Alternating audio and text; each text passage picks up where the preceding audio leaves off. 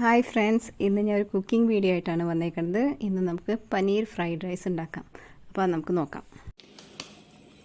ദാവത്തിൻ്റെ ബാസ്മതി റൈസാണ് എടുത്തേക്കുന്നത്. അത് നമ്മളൊരു 15 മിനിറ്റ്സ് വെള്ളത്തിലിട്ട് വെക്കണം കേട്ടോ.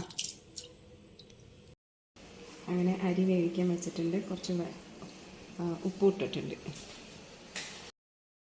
പനീർ നമുക്ക് മാരിനേറ്റ് ചെയ്യാൻ വേണ്ടിയിട്ട് കുറച്ച് തൈര്, പുളിയില്ലാത്ത തൈര് വേണം കേട്ടോ.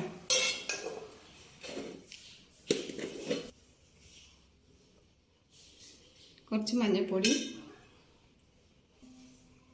കുറച്ച് മുളക് പൊടി. ഇതെൻ്റെ എരിവില്ലാത്തതുകൊണ്ട് കുറച്ച് കൂടുതലിടാണ്. എരിവുണ്ടെങ്കിൽ അതനുസരിച്ചിട്ടിടുക.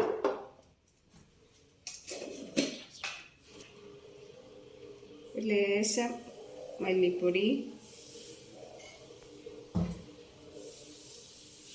പിന്നെ ലേശം കസൂരി മേത്തി ഇടണം കേട്ടോ. അതിൽ നല്ലൊരു സ്മെല്ല് കിട്ടും. ടേസ്റ്റ് അനുസരിച്ച് ഉപ്പിടുക. പിന്നെ നമുക്ക്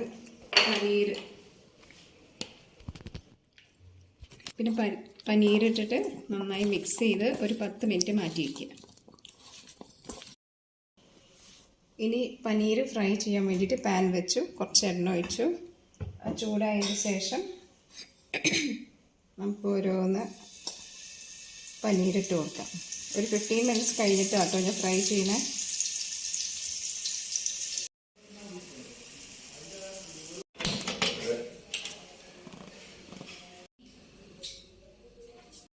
ആദ്യം നമ്മൾ കുറച്ച് ഇഞ്ചിയുടെ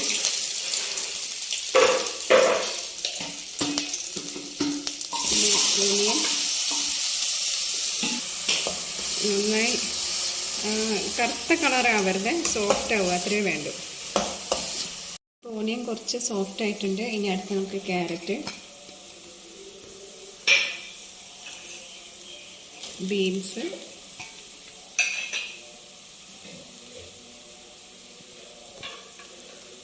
ക്യാബേജ്, പിന്നെ ക്യാപ്സിക്കം.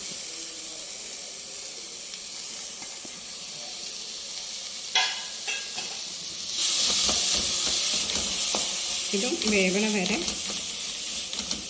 വറുക്കുക. പിന്നെ ഒന്ന് കുറച്ച് നേരം അടച്ചു വെച്ചാൽ വേഗം വെന്ത് വയ്ക്കും. ഇനി അടുത്ത് നമ്മൾ അരിയിടാം.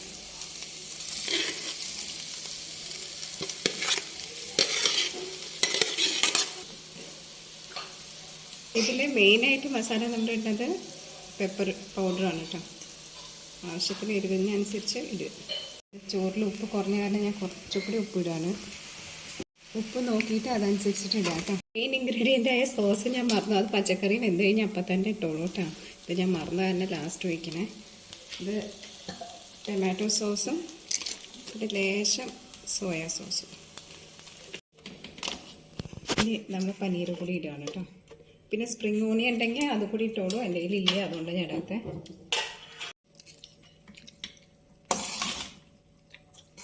ഓക്കെ, അങ്ങനെ നമ്മുടെ പനീർ ബിരിയാണി റെഡി. ഈ വീഡിയോ ഇഷ്ടമായെങ്കിൽ ലൈക്ക്, സബ്സ്ക്രൈബ്, ഷെയറും ചെയ്യുക. Okay, thank you. ഇനി അടുത്ത വീഡിയോയിൽ കാണാം.